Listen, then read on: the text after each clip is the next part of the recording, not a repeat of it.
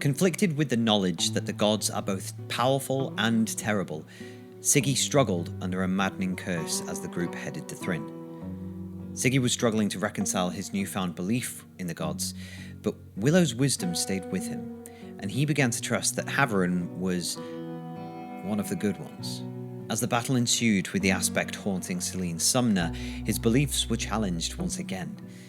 Guilt was added to Siggy's plight with Willow's death, and then delivering the final blow to end Selene's suffering. Despite all this, Siggy, for the very first time, prayed with sincerity to Haveron to bring back Antonia, who had also fallen in battle.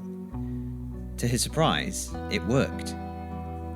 Travelling to Alcira, Siggy was anxious to continue his research into the Sword of Songs, so the Dawntakers met with a collector of rare weapons, whom they believed might have some important information. She gave what info she could, and Siggy was on the trail of the legendary sword once more. In order to earn some coin, the Dawntakers travelled to Black Valley, managing to find and defeat the dragon that lived there, which led them to a glorious hoard. A hoard which contained many new items, including a shiny new sword, with which Siggy was very taken. One night, as they travelled to Black Valley, thanks to Sadie's insights, Siggy finally gained a vital clue held within a children's story about a deadly tin whistle, leading them to a particular Blightlands known as Graveshore. They arrived back at Alcira for the horrific moment of the Royal Assembly. With a dark cloud above them, the Dawntakers fled to finally find the Sword of Songs.